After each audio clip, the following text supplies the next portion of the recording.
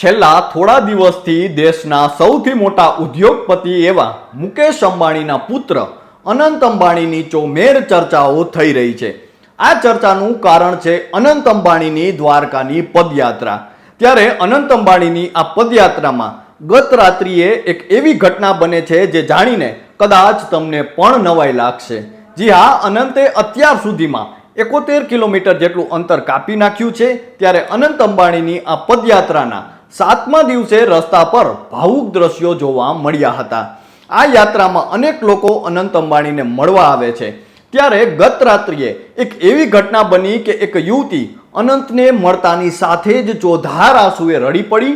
સાથે જ એક યુવકને એવું તે શું થયું કે અચાનક તે પોતાનો ઘોડો લઈને સીધો અનંત પાસે પહોંચી ગયો અને બાદમાં જે થયું તે જાણીને કદાચ તમને પણ નવાઈ લાગશે। નમસ્કાર મિત્રો, હું છું કૃપાલસિંહ જાડેજા અને અનંત અંબાણીની પદયાત્રામાં ઘોડો લઈને પહોંચેલા આ યુવકની હાલ ચર્ચાઓ થઈ રહી છે તેના વિશે અનંત અંબાણીની આ યાત્રાની અતથી લઈને ઇતિ સુધીની તમામ વાત કરીએ વાત ગુજરાતી પર। રિલાયન્સ ગ્રુપના અનંત અંબાણીની દ્વારકાની પદયાત્રાનો આજે 7મો દિવસ છે। અનંત દરરોજ મોડી રાત્રે 3 વાગ્યે યાત્રાની શરૂઆત કરે છે અને 8 વાગ્યે તે રિલાયન્સ ટાઉનશીપ પર પરત પહોંચીને બીજે દિવસે ત્યાંથી ફરી યાત્રાની શરૂઆત કરે છે અને તે દરરોજ લગભગ 10 થી 12 કિલોમીટર જેટલું ચાલે છે। ત્યારે ગત રાત્રે 3 વાગ્યે અનંત અંબાણી લીંબડી ગામ પાસેથી પોતાની યાત્રાની શરૂઆત કરી હતી અને સવારે 8 વાગ્યે તે મહાદેવળિયા ગામ નજીક પહોંચ્યા હતા। 7 દિવસમાં અનંત અંબાણીએ લગભગ 71 કિલોમીટર જેટલું અંતર કાપી નાખ્યું છે।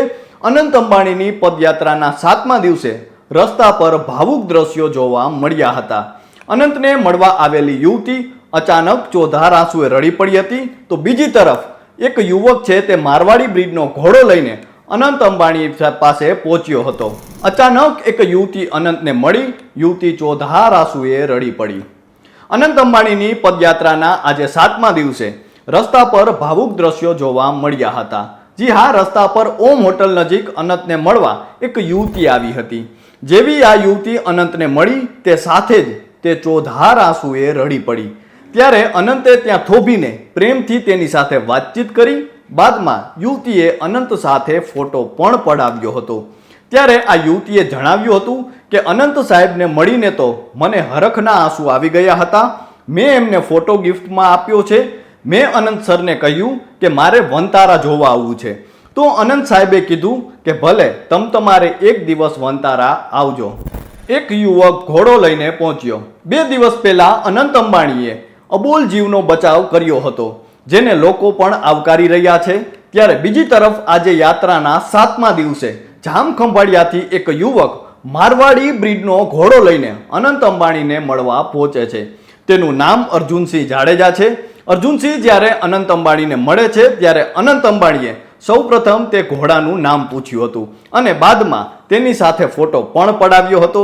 અર્જુનસિંહ જાડેજાએ કહ્યું કે ગુજરાતમાં અને એમાં પણ ખાસ કરીને કાઠિયાવાડમાં આ મારવાડી બ્રિજના ઘોડાઓ હાલ લુપ્ત થઈ રહ્યા છે, જેની અમે જાળવણી કરી રહ્યા છીએ, જેથી અમે અનંત અંબાણીનો અભિપ્રાય લેવા આવ્યા હતા। અનંત સાહેબે નામ પૂછ્યું અને અમને કહ્યું કે તમે ખૂબ સારી જાળવણી કરી છે। અમે અનંત અંબાણીને કાઠિયાવાડી બ્રિજના એક ઘોડો પણ જન્મદિવસમાં ભેટ આપવા માંગીએ છીએ। અનંત સાહેબનો સ્ટાફ અમારો કોન્ટેક્ટ કરશે એવું એમને જણાવ્યું છે। અમદાવાદી યુવક પણ અનંતને મળવા પહોંચ્યો। 28 માર્ચથી એટલે કે છેલ્લા 7 દિવસથી અનંત અંબાણી રિલાયન્સ ટાઉનશીપ વનતારાથી દ્વારકાની પદયાત્રા કરી રહ્યા છે, જે 10 એપ્રિલના રોજ દ્વારકામાં પોતાના જન્મદિવસની ઉજવણી કરશે। ત્યારે અનંત અંબાણીની આ પદયાત્રામાં એમની એક ઝલક જોવા માટે મોટી સંખ્યામાં લોકોની ભીડ ઉમટી પડે છે। એટલું જ નહીં, ફોટો, પાઘડી તથા અલગ અલગ પ્રકારની ગિફ્ટ પણ આપે છે। તો સામે અનંત અંબાણી દ્વારા પણ લોકોને રિટર્ન ગિફ્ટ આપવામાં આવે છે। ત્યારે 7મા દિવસે એમને મળવા માટે મોટી સંખ્યામાં લોકો ઉમટી પડ્યા હતા। ન માત્ર દ્વારકા, જામનગર કે સૌરાષ્ટ્ર, પરંતુ ગુજરાતભરમાંથી લોકો અનંત અંબાણીને મળવા પહોંચી રહ્યા છે। ત્યારે ગત રાત્રિએ એક યુવક અમદાવાદથી અનંત અંબાણીને મળવા આવ્યો હતો, જેણે પાઘડી પહેરાવીને સ્વાગત કર્યું હતું। આ ઉપરાંત એક મહિલાએ દુખણા લઈને અનંત અંબાણીને આશીર્વાદ પણ આપ્યા હતા।